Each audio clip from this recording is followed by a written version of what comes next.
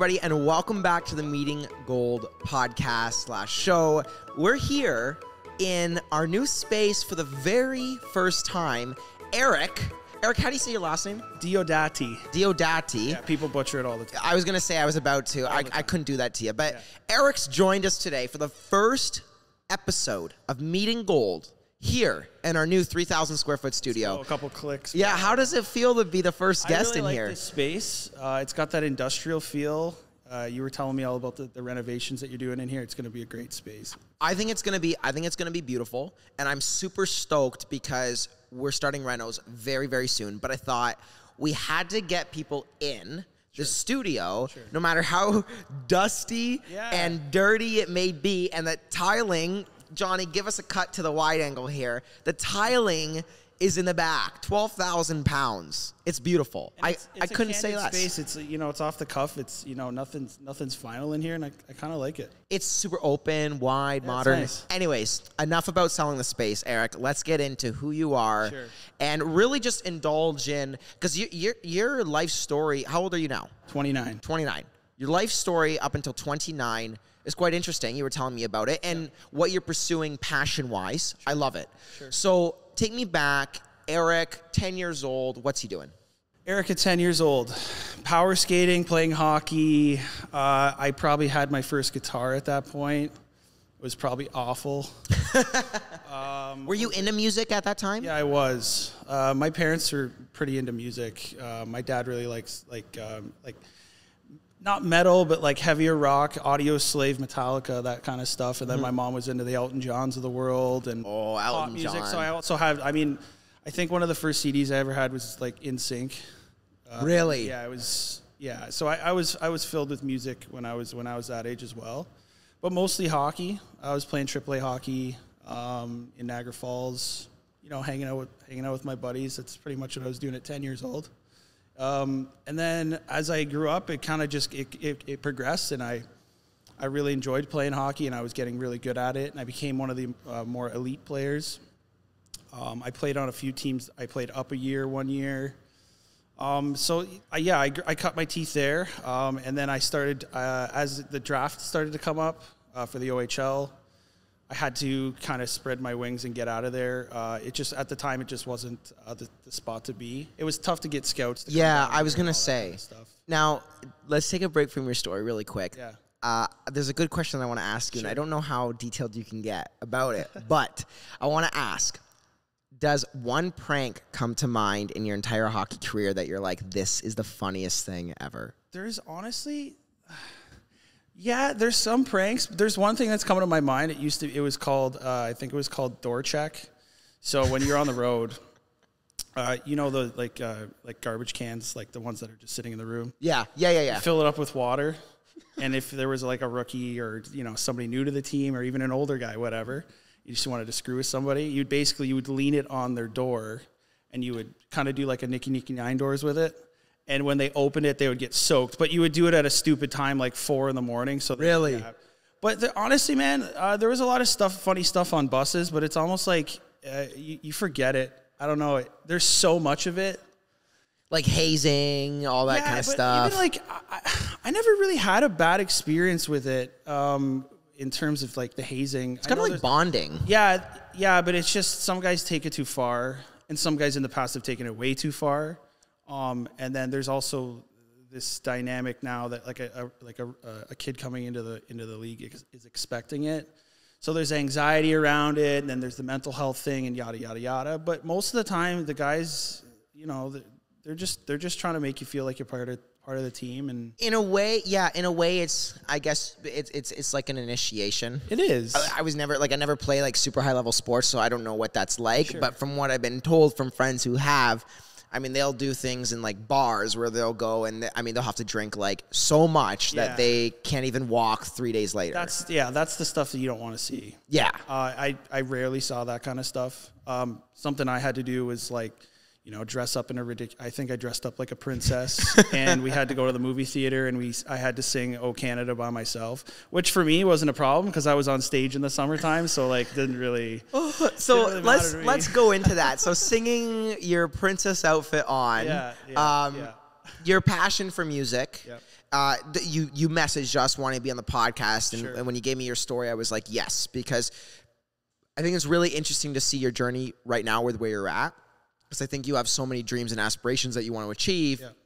You're in the middle of it right now. So what are you currently doing right now? Like, what pays the bills right now for you? So I work for an equipment company called Caterpillar, if anybody's familiar with it, big excavators and stuff like that. But I service the rental side of that. So I work for a company called Battlefield Equipment. You can see them off the QE side of the QE. Yeah, you can, yeah. All that kind of stuff. So I do that day to day. I work in the corporate office. It doesn't sound as, it's exciting sometimes, but it's just, you know. No, but it's sorry to cut you off, but it is actually really, really interesting because you sell the machines. Yeah, and it's cool. It's kind of like, I compare it to like selling Nike, for example. Like Caterpillar is kind of like the Cadillac of, you know, heavy equipment. So when you walk into a room, people are already interested in your product. You don't have to really sell it to them. Like you always have to sell. Yeah. If the price is right and all that kind of stuff. But no, it's a really cool company to work for. I came out of hockey. I finished in Cincinnati in the East Coast League. And that summer I was just kind of like, you know what? Maybe I'll try to get a job. And I just went door to door basically with my resume. I had an okay resume. I worked at restaurants and I worked in construction a little bit. I was a project manager for a company called Impero, and that's where I kind of cut my teeth in the construction world. Well, most hockey players don't have much job experience because 100%. they are so engrossed in hockey. Yeah, it's tough to employ. Niagara Falls is good for that because there was 300 jobs you could apply for that were seasonal. But if you wanted to get in anything that was actually, you know, worth putting on your resume in the long run, like an employer's not going to give you, you know, you're going to be like, well, I have to actually leave in September. And the guy's like, well, I can't hire you. Even if you're qualified, I can't hire you. Yeah. Because like I'm going to train you, and by the time I train you, you're going to be out the door. So that's, you know, guys get to serving and, you know, stuff like that, or working where at it's a golf like course minimal, or whatever. Yeah, seasonal stuff. So yeah, well, no, it makes a lot of sense, and what you're doing now is definitely interesting. We could focus on that, but I want to talk about now a little bit more of your music career. Sure. So where are you at right now in your music career? Currently? So I started my music career started playing, you know, cover band music in places like St. Catharines, Niagara Falls. It was a band called the Keystones. Yep. We were playing Thursday, Friday, Saturday night for probably about 6 years straight. As a lot of other guys are doing in this city as well. I mean, it's in the Niagara region in general, it's a great spot for that. So I started playing music around maybe in a live setting. I probably started around 19. Really got into it around 24, 25. And then I got into production engineering, all that kind of stuff. Nice, yeah. But I didn't get sick of playing covers. I really enjoy playing any music in general. But at the beginning of the pandemic, I was like, you know what? Like, I mean, everybody had to get a new skill, or if you didn't come out of the pandemic with a new skill or something. What were you doing? Yeah. Yeah. So that's what I ended up doing. And I started this project. It's called Fame Cartel. It's an alternative rock project. I produce all the instrumentation on it. I bring in a drummer, my buddy Dan Nicoletti. I have a touring band as well that I bring in. You know, maybe it turns into a band one day, but right now it's me producing it. Yeah. One thing I want to ask you, because you're in the thick of it right now, is trying to build a music brand. What's the hardest part about being in the music industry, have you found? Just getting somebody to care. Like, there's a lot of musicians, and there's a lot of good music. There's a lot of bad music. You have to be marketable. You have to, you know, even doing stuff like this is kind of, you know, I reached out to you because, I mean, you're smart marketing. You're trying to build this, and it's easy to have a conversation with somebody who's kind of doing the same thing. Yeah. You know, obviously different, but so getting people to actually notice you. Like, I send dozens of emails a day to, you know, places in Toronto and Vancouver and to play venues and other musicians and whatever. It's just, it's like a timing thing. It's a money thing. It's a marketing thing. Cause at the end of the day, a venue just wants you to come in and make them money. Right. Yeah. Cause they're a bar at the end of the day. They pay the band to come in, and they make everything that comes, you know, through the door in terms of alcohol, and they even take a cut of merch sometimes. So that's tough. And then the other thing for me is, I mean, I like social media. I grew up with it, all that stuff. But for me, I'm a musician, not a content creator. So sometimes it's hard for me to focus on that side of the business, but you have to do it because the difference between having, 400 followers to, 10,000. Yeah. That's the difference between you playing a small venue in St. Catharines and playing like Coachella. Yeah. You could because you just have to have that following because they want to know that you're gonna sell tickets. Right? Yeah. And that's the number one thing is like that you can be marketable. Yeah. So Eric, we're talking about marketing. We're talking about really reaching out to people, getting people to care. Was there anything in your life that you've learned up until this point that has taught you how to get people to care? It's kind of a constant struggle, to be honest with you. I've also never had to do something where it was like, look at me. I guess in hockey, but when you play hockey, you're out there, you have scouts come watch, you get drafted, that's that. You didn't have to like market yourself in terms of the way you do with an art as a creative. There's not many scouts, I guess. No, and the scouts that are there, so your A&R guys or your labels, they want to basically see that you've already created a buzz before that even happened. Like back in the day, you used to be able to just write a good song, get recognized, they put you on a tour, and that's that. Now it's like, well, do you have merch? Do you have a video? How many videos do you have? How many times are you posting a week? Like all that kind of stuff. Is it really like the questions like that? Oh, yeah. And they can see it before they even ask the questions, right? Like they can look at your socials and be like, okay, this kid's established or they're not there yet. But there's also a timing thing there because a lot of people think, oh, I'm just going to release a single and I'm going to reach out to a label and they're going to return my call. It's like, it doesn't work that way. You have to grind, and that's where experience comes in, just drive in general. So, sorry, where do you kind of see yourself fitting inside of the music industry? So I think there's a big void for, rock music in general. For a long time, it was, the Steve Aokis of the world, and everybody wanted to be a music producer. Yep. An EDM artist or a rapper. But I think there's really something to be said about rock music. It really, I don't know. Some of the best music that I listen to is like early, maybe like 2012 kind of rock. Is it kind of like Highway to Hell, like no, that not kind of rock? So that's like that would be considered to me like classic rock. Yeah, rock and roll. I classify my music as alternative rock music. I use a lot of different textures of rap music and EDM, but it's also mostly guitar, guitar-based drums and vocals driven. Is that what that genre is? Because can you actually give us a little bit of a breakdown on genres? I don't fully understand. There's subgenres of everything. Like, so there's alternative music. So, but can you explain like alternative? So like a basic rock band is like a bass guitar, 2 guitarists, a drummer, a singer, done. You're just playing live off the floor. That's that. Distortion, all that stuff. Then you have like alternative music, which could be considered like, I don't know, your Foster the Peoples of the world. So it's kind of folky, it's kind of rock, it's kind of pop, it's kind of touches on everything. Alternative is a very vague term for it. Yeah. But then you have your pop, so you have your Justin Biebers, and that's a very distinct sound. They're using a lot of like sampled stuff, and it doesn't sound fake, but it doesn't sound like you're strumming a guitar most of the time. And then there's rap versus hip hop, which I can't figure out. Yeah, rap versus hip hop is the hardest possible genre. I don't know. I think Spotify actually labels them the same, don't they? Okay. Hip hop, I think. Yeah, and I love that music, and if it's good, it's good. Like, yeah, I don't know.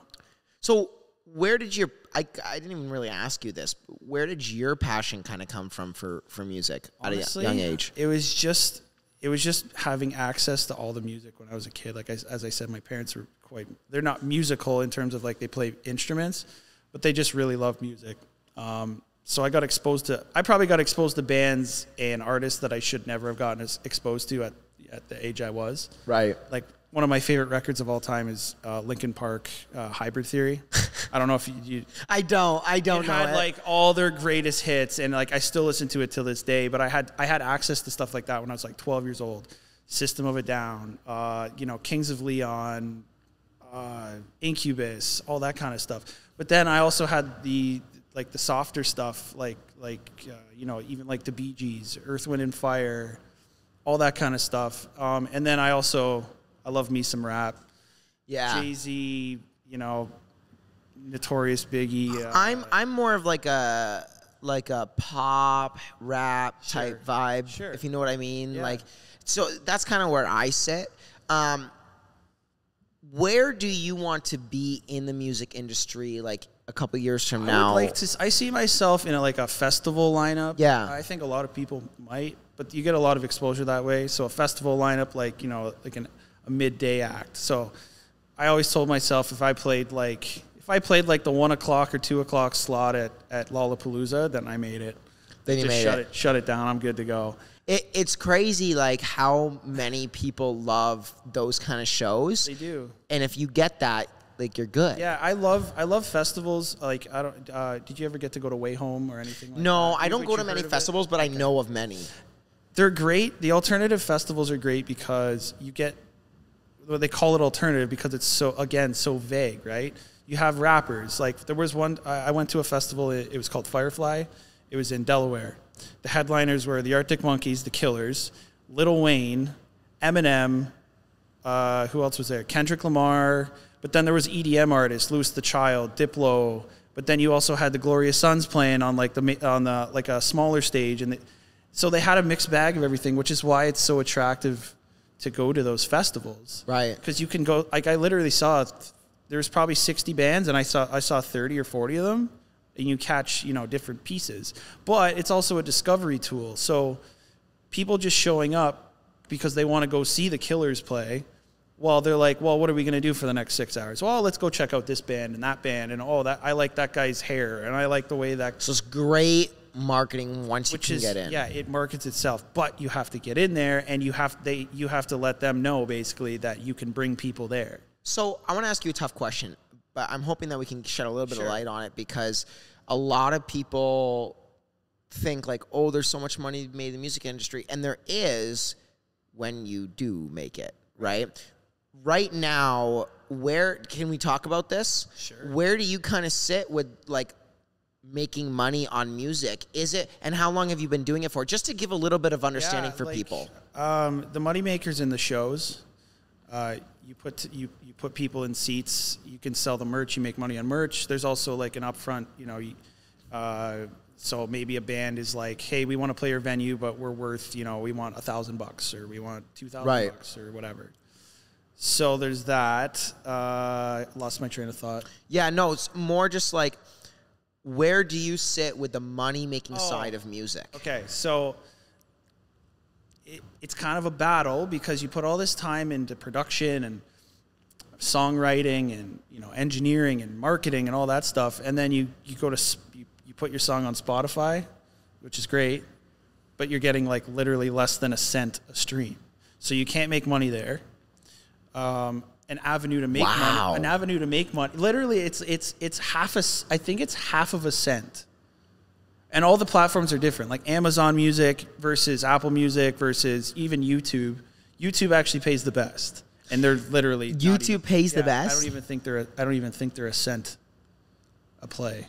Oh my gosh, it's crazy. It's crazy. And I say I, but we as musicians, as creatives, we put all our time and effort and money, because it's coming out of our own pocket, into this, and then it's hard to get something out of it.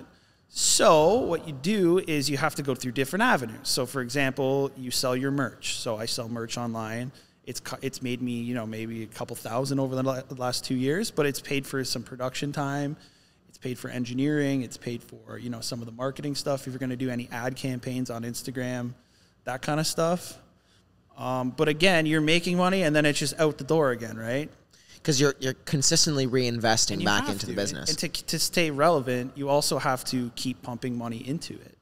And you know, it's not a stupid, crazy expense, and it's completely necessary. But like over time, you know, it wears. It wears. Yeah. And all you want to do at the end of the day, all I want to do is make music and, you know, collaborate with others and play. So 3 steps to how somebody can establish themselves in a music industry, what would you suggest that they do? Number one, I mean, at the end of the day, you got to write good songs or be really good at your instrument or production. You got to excel at something. So just be good at one thing. Yeah, and then you bring other people in that are really good at it. Like for me, I've never been like a shred guitarist, but I bring in a guy that can do it, and I'm not like a trained drummer. I can drum and I get by, but I bring in another guy for that because I like the collaboration, the team side of things. Actually, I really like that your podcast with Shuggy. Oh, thank you. He kept referring to team and how a team, built him. Changed him into the person he was. I sometimes think that it's hard for me by myself. I want to bring people in with me because then it feels like it's like a collaboration. Yeah. Right? Well, collabing is like massive. I'm glad you brought that up. Yeah. It's huge. And I sat for the first 2 years of me making all this music. I sat there by myself because, that's what we had to do. Yeah. I had some people come over here and there, but it was just kind of like taboo for anybody to go outside of their home. So yeah. I was stuck in a basement. Not stuck. I wanted to be there, but I was in there by myself. And you kind of get in your own head, and you can redo things so many times. You can do all these edits and all that stuff.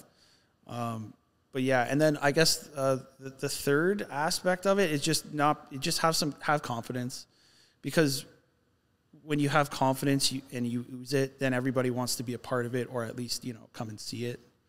I would agree. I think you have to be. Anything really, just to be better at something, you must have self-confidence. Yeah. If you have self-confidence, you truly can pursue anything you would like to pursue. Yeah, and self-awareness as well. I think a lot of people aren't like paying attention to maybe how they sound, or in terms of just how they portray themselves. Yeah. I feel like people are not very self-aware. That's pretty broad, I guess, but no, but it's very true. Like at the end of the day, here's the thing: if your music sucks, you want somebody to say your music sucks. 100%. And you might hate them, you might not talk to them, you might, but I got a bunch. Some of my friends might watch this podcast. I send music to a choice few people, because at first when I was making music, I'd get really excited about it, and some of it was good, some of it was bad. But every time I would send it to somebody, they would, they would be like, "Oh, that's really good," blah blah blah. But I was like, okay, why is everybody saying it's really good? There's got to be something. Mm-hmm, but now I've tried to pick out people that will actually tell me like it is, and I need that. You need that, especially because I'm by myself. There's no one behind me, most of the time when I'm making this music that's telling me, no, don't play that note. Or you know what it's like? It's like us doing videos. Sure. That's literally this exact same thing. And then when you're doing that collaboration thing, you have more ideas to pull from as well, good or bad.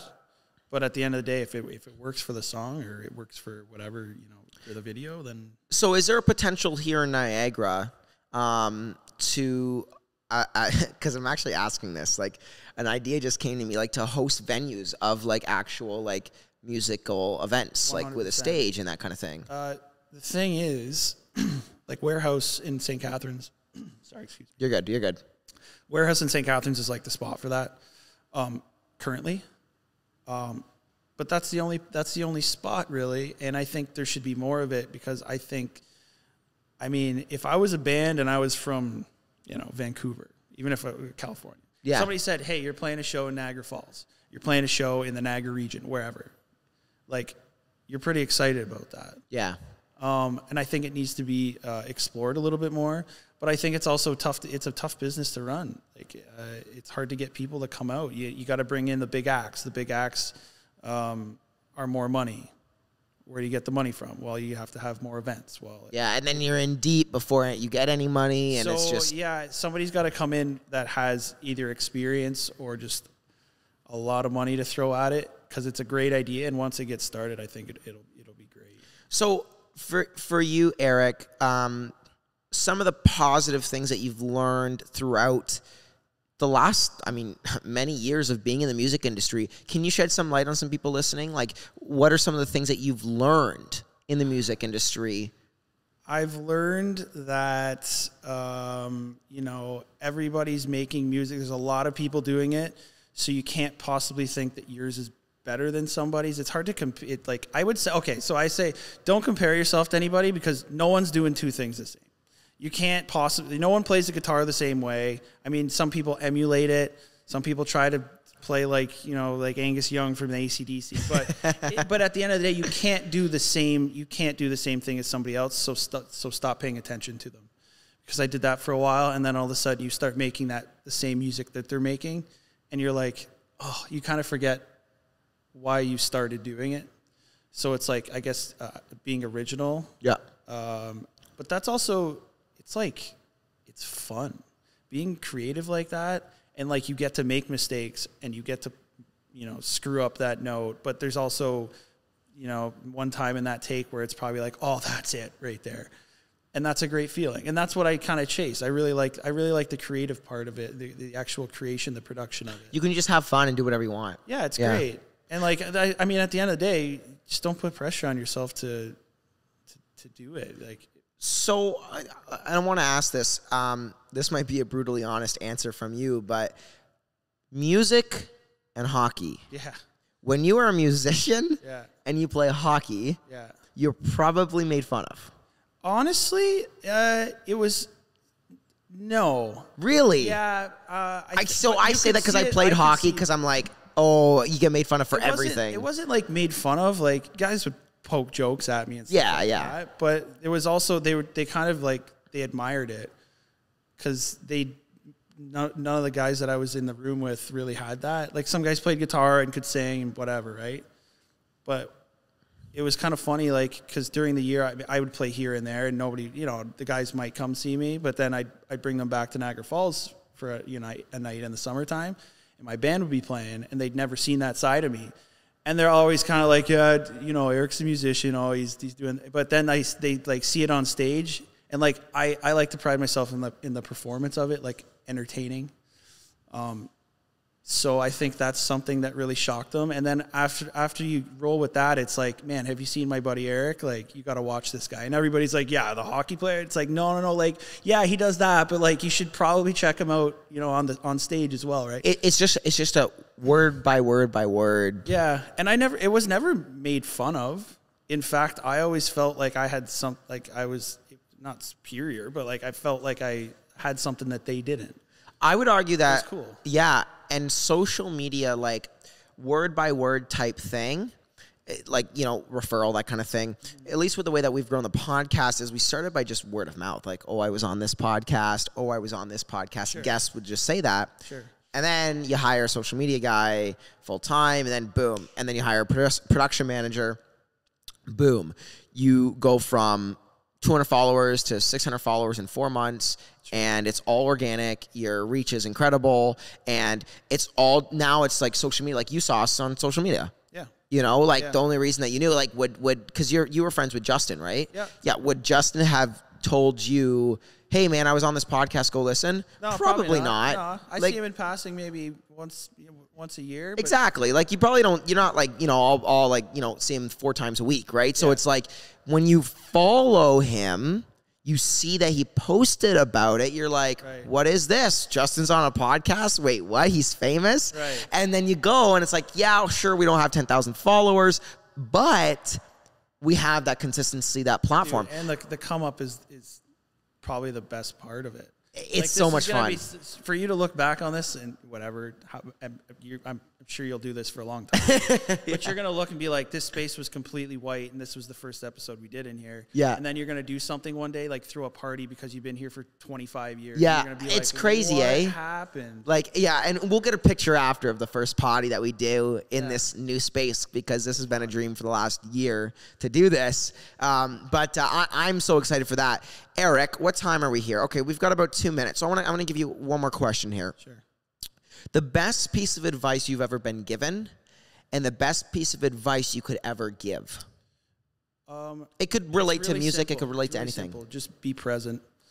People are on their phones a lot. They're not paying attention. They're very, that's the self-aware part I was talking about. Be present, because just live now. because I struggle with this all the time. In the past, I'm looking in the future, but there's like an equilibrium there, and like just be present and enjoy where you are right now, because it could also be worse. It might get better, it might get worse, but you just have to be present in the moment right now. Is there a favorite quote that comes to mind? Do you have any quotes? Are you like, do you listen to that or? No, not really a quote guy. Really, eh? Yeah. You're good. I won't pressure you to come up with a quote, but you're always safe when you just like just keep swimming, Dory, right? You know what? The quote that Shuggy had about the baseball player. Oh yes, Man, it was like the rookie's in the middle of the field. He closes out the game, and then he wins the game for everybody. And then the vet comes over. He says, "Hey, we never know who's watching. Like, we should run it in."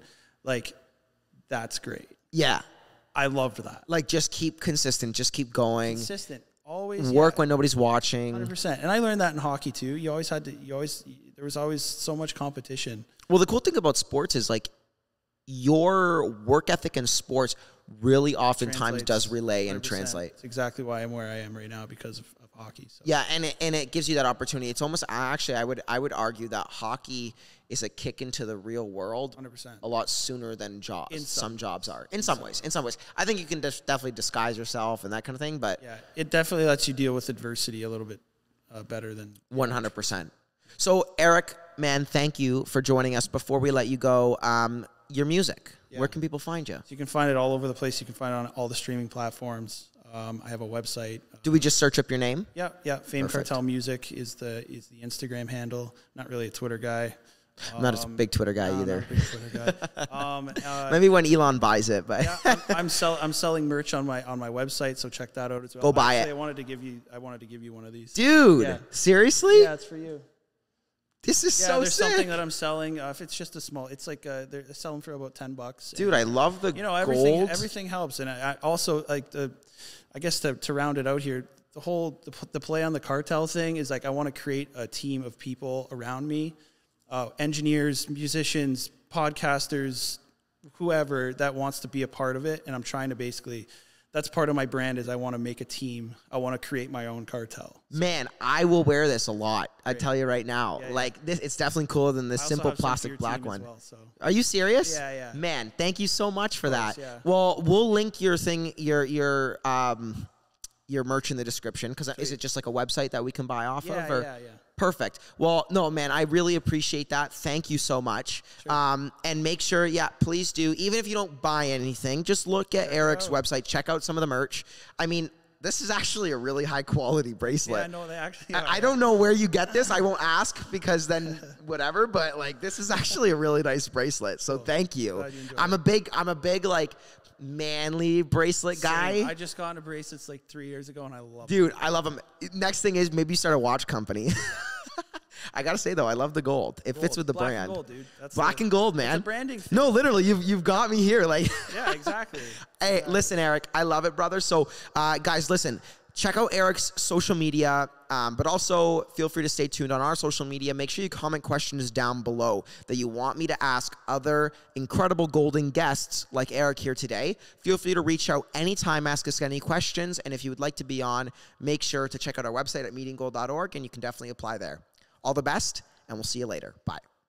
Thank you for listening to this week's Golden Guest on the Meeting Gold podcast. If you learned something from today's episode, make sure to check out our other content on Apple Podcasts, Spotify, Instagram, and YouTube. Also, make sure to leave us a follow while you're there. Thanks, and have a golden day.